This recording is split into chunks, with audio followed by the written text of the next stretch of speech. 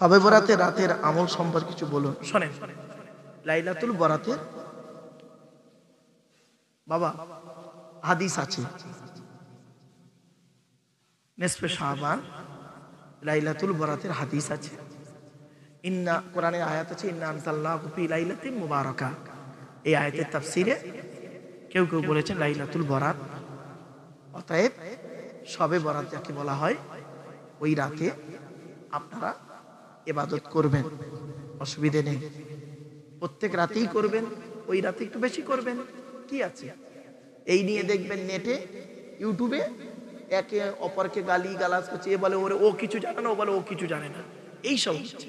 ওসব কথায় কান না দিয়ে বাবা, নিসফে শাবান, শবে বরাতের রাত, মেরাজের রাত, ঈদুল ফিতরের রাত, আপনার ঈদুল আজহার রাত, মুহররমের রাত, জুমার রাত, এই রাতগুলো ইবাদত বেশি করে করবেন, বেশি বেশি করে নামাজ পড়বেন, রোজা রাখবেন, দান খয়রাত করবেন, ইত্যাদি ইত্যাদি, এগুলো করবেন। তা বলে এই করবেন না সারা বছর নামাজ পড়ে নে আর শবে বরাতের রাতে খালি নামাজ পড়ছো, এটা নয়, এটা করতে যাবেন না। কি হলো বাবা? বাবা তোমার একটু ভিতরে এসো না, বাপ আমার এখনই শেষ করে দেবো। বাপ দেখবেন প্রত্যেক মসজিদে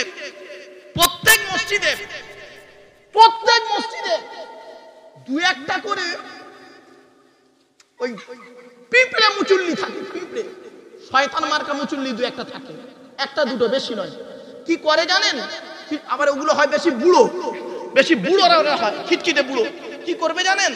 বাড়িতে বুড়ির সঙ্গে ঝগড়া করে পারবে না, বৌমার সঙ্গে ঝগড়া করে পারবে না, ছেলের সঙ্গে ঝগড়া করে পারবে না, আপনার মেয়ের সঙ্গে ঝগড়া করে পারবে না, ভাইয়ের সাথে ঝগড়া করে পারবে না, মসজিদে এসে ইমাম সাহেবের মোজা মারতে খালি।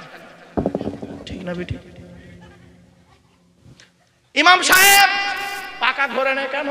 তোরও পাকা ঘরে নেই, ইমাম সাহেব বলবে কারেন্টের দোষ, লাউ ঠেলা। ইমাম সাহেব বেচারা, এই শোনেন, 5-5টা মসজিদের সভাপতি আমি বর্তমানে, 5-5টা মসজিদের সভাপতি আল্লাহ করেছে আমাকে।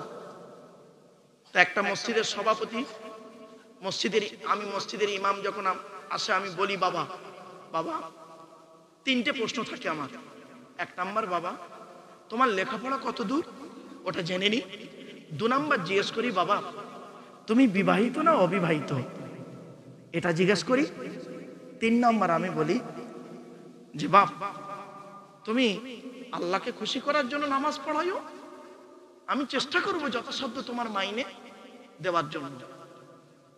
মসজিদ কমিটি যা দেয়, আমি আমার নিজের গ্যাটের মাইনে থেকে, আমি সরকারি চাকরি করি গো বাপ, আমার গ্যাটের মাসের মাইনে থেকে আমার আব্বা মার নামে ইমাম সাহেবদের দিই, 5টা মসজিদের ইমামকে আমার পার্সোনাল থেকে দিও। ইমাম সাহেব যা পায় মসজিদ থেকে, আবার ইমাম ভাতা যেটা আছে ওটা পায়, আবার আমার থেকেও পায়। যাই হোক, একটা ইমাম সাহেব নিয়োগ করেছি, শোনেন, নিয়োগ অসুবিধা হচ্ছে আপনাদের? নিয়োগ করেছি, ইমাম সাহেব বলছে হুজুর আমি সবে দওরা হাদিস পাশ করেছি হুজুর, আমি গরিবের ছেলে, আমি এখন বিয়ে করিনি, আমার একটা বোন আছে, বোনের বিয়ে না দিয়ে আমি কি করে বিয়ে করি হুজুর? তা আমি ইন্টারভিউ দিতে এসেছি আপনার মসজিদে। তা বললাম ঠিক আছে বাবা, ছেলেটার পড়াশোনা ভালো, মানে কোরআন তেলাওয়াত ভালো এবং দওরা হাদিস পাশ করা ছেলে, দওরা হাদিস মানে বুখারী খতম করা ছেলে, মানে আলেম, ভালো আলেম। তো আমি চিন্তা করলাম, ঠিক আছে বাবা তোমাকেই সিলেক্ট করা হলো। মসজিদ কমিটিকে বললাম, বললো হুজুর আপনি যেটা বলবেন সেটা। বললাম ঠিক আছে বাবা, ভালো। এখন বেচারা বিয়ে হবে, ওর বোনের বিয়ে হয়েছে, পরের বছর এখন ওর বিয়ে করে, ওর বাম্মা বলেছে বাবা তুই বিয়ে কর, নইলে আমরা বুড়ো বুড়ি আর কতদিন বাঁচবো। তো ওর এখন বিবাহ, তা আমাকে বলছে হুজুর আমার শুভ বিবাহে আপনার দাওয়াত। তো হুজুর আমি 1 সপ্তাহ ছুটি যদি আমাকে দেন তাহলে খুব ভালো হয় হুজুর। আমি বললাম আচ্ছা বাবা 1 সপ্তাহ নয় 10 দিন তোমার ছুটি দিলাম, তোমার দায়িত্ব আমি যে কোনো দিক থেকে নিয়ে পালন করব, তোমার ও নিয়ে টেনশন করতে হবে না বাপ, যাও যাও। তা আমি আর ওর বিয়েতে যেতে পারিনি, আমার দাওয়াত দিয়েছে, ভালো মুসল্লিদেরও দাওয়াত দিয়েছে, বিয়ে খেয়ে এসছে। ও বাপ, শুনলে অবাক লাগবেন, বেচারা নতুন বিয়ে করেছে, 3 দিন ফজরের নামাজে জামাতে আসতে পারেনি। 3 দিন, কদিন বাপ? 10 দিন ছুটি করেছে, আর 3 দিন ফজরের জামাতে বেচারা আসতে পারেনি।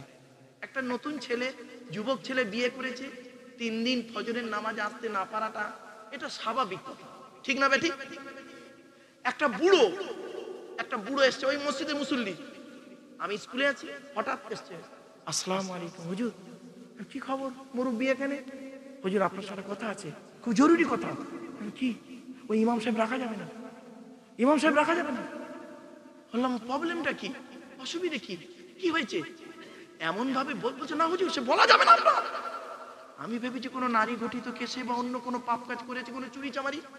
বাবা কি হয়েছে বলো না। হুজুর ওই ইমামের পেছনে নামাজ হয়, আমাকেও বলছে বুড়োটা, ওই ইমামের পেছনে নামাজ হয়, 3 দিন ফজরের নামাজে আসে না। এই অপরাধ, 3 দিন ফজরের জামাতে আসতে পারেনি, ও ফতোয়া দিচ্ছে মূর্খ, ওর পিছনে নামাজ হবে না। চিন্তা করতে পারেন? তা আমি কি বলি, ওরে না, এর একটু ভালো উচিত শিক্ষা দিতে হবে। বলি শোনেন, কানে কাছে আসুন। আমার তো বাপ দাড়ি সব পেকে গেছে, দেখতে পাচ্ছেন, সব সাদা মাল। এই মেহেন্দি করেছি তাই লাল মতো হয়ে আছে, সব সাদা। কানের কাছে গিয়ে মুখ দিয়ে ওকে 2টো কথা বলেছি, 2টো কথা, এমন কথা ওর কানে বলেছি, ওই বুড়ো যতদিন বেঁচে থাকবে জীবনে কাউকে বলতে পারবে না, ও জীবনে কাউকে বলতে পারবে না। 2টো কথা বলেছি, পুরো মাথা হেঁট, 2টো কথা বলেছি ওকে, ও জীবনে কাউকে বলতে পারবে না, আর আমিও বলতে পারবো না। 2টো কথা বলেছি। কি আশ্চর্য! আচ্ছা বাবা বলেন তো, একজন যুবক ছেলে বিয়ে করেছে, তা 3 দিন ফজরের নামাজে আসতে পারেন, এটা খুব মহামারী জিনিস করে ফেলেছে। যে আমি ওকে বললাম, বাবা তুমি 3 দিন ফজরে, বলে হুজুর 3 দিন আসতে পারিনি হুজুর। বলে বাবা ফজরের নামাজটা তুমি পড়েছো? বলছে হুজুর আমি কাজা পড়ে নিয়েছি। তার আবার কি করবে? কিছু বুঝতে পারছেন কথাটা আমার? এই হলো মসজিদের অবস্থা। এজন্য বাপেদের অনুরোধ করে বলে যাচ্ছি, এই রকম ধরনের মুসল্লিদের অনুরোধ করছি, খবরদার নয়, এই রকম মুসল্লি হইও না বাপ। চলো বন্ধুত্ব করবে 4 শ্রেণীর লোকের সঙ্গে, মনে পড়ছে না, ভুলে গেছেন? 1 নাম্বার হলো নবীদের সঙ্গে বন্ধুত্ব করুন, 2 নাম্বার হলো শহীদানদের সঙ্গে বন্ধুত্ব করুন, 3 নাম্বার হলো কি, সত্যবাদীদের সঙ্গে বন্ধুত্ব করুন, 4 নাম্বার হলো নেক ব্যক্তিদের সঙ্গে বন্ধুত্ব করুন। দুনিয়াতে শান্তি সম্মান পাবেন, আখিরাতে জান্নাত পেয়ে যাবেন। আর কিছু কিছু খোঁচো মুসল্লি আছে, খোঁচো মুসল্লি বোঝেন?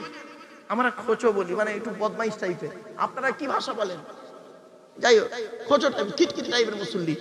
এই ঈদের দিন, এই ঈদে নয় বাপ, এই বগরা ঈদের দিনে না, আমার আম্মা জান ইন্তেকাল করে। এই বগরা ঈদের দিন বেলা 11:30টার সময় আমার আম্মা জান ইন্তেকাল করে। এর আগের বগরা ঈদে হঠাৎ দেখি বগরা ঈদের দিন ওই 10:30 নাগাদ একটা ফোন এলো। কে ফোন করেছে চিনতে পেরেছি, নাম্বারটা সেভ করা আছে তো। হ্যালো, আসসালামু আলাইকুম ভাইজান, ঈদ মোবারক। তা আমি বলছি ওয়ালাইকুম আসসালাম, ঈদ মোবারক। তা আমার বলছে ভাইজান 2টো মশলা জিজ্ঞাসা করব, খুব দরকার। আমি ভেবেছি কুরবানির দিনে মশলা জরুরি, মানে কি হয় গরুর গোশত নিয়ে ঝামেলা, আর নইলে অন্য কোনো কিছু মশলা হবে, কুরবানির মশলা হবে। কি বলছে জানেন ভাইজান? 1 নাম্বার মশলা হলো কুরবানির গোশত দিয়ে মদ খাওয়া যাবে। কত বড় হারাম করছে, বলতে পেরেছেন? কুরবানির গোশত দিয়ে মদ খাওয়া যাবে, 1 নাম্বার মশলা। 2 নাম্বার মশলাটা কি? আমি শুনি। তারপর বলছে ভাইজান সুদের টাকায় বিড়ি কিনে খেলে গুনাহ হবে? সুদের টাকায় বিড়ি কিনে খেলে গুনাহ হবে? বুঝতে পারছেন কি জিনিস? এজন্য আপনাদেরকে বলে যাচ্ছি বাপ, এগুলো থেকে সাবধান হন। আল্লাহর কোরআনের আয়াতে ফিরে এলাম। আল্লাহ বলে আসমান পৃথিবী জমিনে যা কিছু আছে সকলে আল্লাহর তাসবিহ যাপন করে। সাব্বাহা লিল্লাহি মা ফিস সামাওয়াতি ওয়া মা ফিল আরদি ওয়া হুয়াল আজিজুল হাকীম। আসমান পৃথিবী জমিনে যা কিছু আছে সকলে আল্লাহ পাকের তাসবিহ যাপন করে। আল্লাহ রাব্বুল আলামিন আর একটু জানিয়ে দিচ্ছে, তার ব্যাখ্যায় বলে যাচ্ছি। গাছ কিভাবে আল্লাহকে ডাকে, মাছ কিভাবে আল্লাহকে ডাকে, হরিণ কিভাবে আল্লাহকে ডাকে। কি অসুবিধা হচ্ছে বাবা? আর একটু হবে না? বন্ধ করে দেবো? আর একটু হবে? একবার তাকবীর দেন, নারায়ে তাকবীর, নারায়ে তাকবীর। গাছ কিভাবে আল্লাহকে ডাকে, মাছ কিভাবে আল্লাহকে ডাকে, হরিণ কিভাবে আল্লাহকে ডাকে, মৌমাছি কিভাবে আল্লাহকে ডাকে, শুনলে অবাক হয়ে যাবেন। আল্লাহর নবী একদিন দাঁড়িয়ে আছেন, এক মিনিট, আল্লাহর নবী একদিন দাঁড়িয়ে আছেন, হঠাৎ মৌমাছির দল, কি কি কি মৌমাছির একটা ঝাঁক যাচ্ছে। আল্লাহর নবী বললেন, এই মৌমাছির দলেরা দাঁড়িয়ে যাও, দাঁড়িয়ে যাও, দাঁড়িয়ে যাও।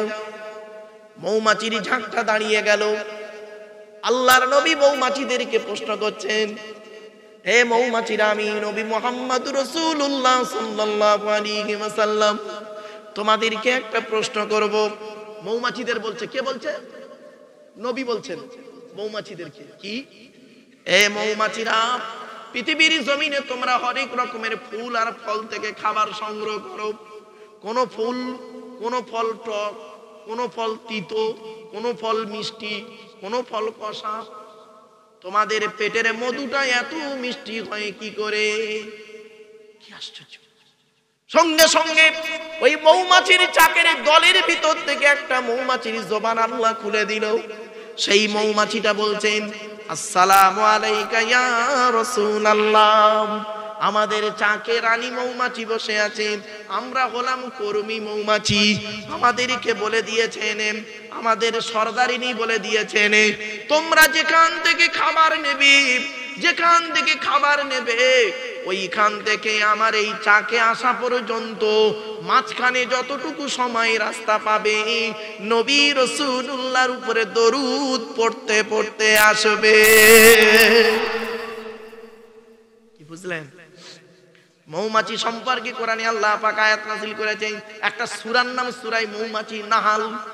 নাহাল মানে মৌমাছি। আল্লাহ পাক কোরআনে বলছে, ওয়া আওহা রাব্বুকা ইলান নাহলি আনিত্তাকিযি মিনাল জিবালি বুয়ুতাও ওয়া মিনাশ শাজারি ওয়া মিম্মা ইয়ারিশুন সুম্মা কুলি মিন কুল্লিস সামারাত ফাসলুকি সুবুলা রাব্বিকি জুলুলা ইয়াখরুজু মিন বুতুনিহা শারাবুম মুখতালিফুন আলবানুহু ফীহি শিফাউল লিন্নাস। 14 নম্বর পারা 13 নম্বর পৃষ্ঠা 6 নম্বর লাইন, সূরার নাম সূরা নাহলের 68 নম্বর আয়াতে আল্লাহ পাক বলে দিলেন, আমি আল্লাহ মৌমাছিদেরকে বললাম, ওরে মৌমাছিরা, তোরা ঘরের চালে, পাহাড়ের ঢালে, গাছের ডালে বাসা বাঁধবি। পৃথিবীতে ফুল আর ফল তৈরি করেছি, ওখান থেকে খাবার সংগ্রহ করবি। ওই খাবারগুলো তোদের পেটের ভিতরে ফিল্টার করব, ফিল্টার করে একটা রস বের করব, সেই রসটার নাম হলো মধু। মানব জাতির আরোগ্য লাভ হবে। জোরে বলো। রাসূলুল্লাহ বলেছেন, মধুর মধ্যে 70টা রোগের ওষুধ আছে। এই মা বোনেরা ভালো করে শুনে নাও, বাচ্চা ছেলেদেরকে মধু খাওয়াবে, বাচ্চা ছেলেদেরকে মধু খাওয়াবে। মধু খাওয়ালে বাচ্চার মুখের ভাষাটাও মধুর মতো হবে। বুঝতে পারছেন না? নইলে বাচ্চা বড় হলে মুখের ভাষাটা হবে উল্টো পাল্টা। আলেমকে গালি দেবে, আলেমকে উল্টো পাল্টা বলতে শুরু করে দেবে।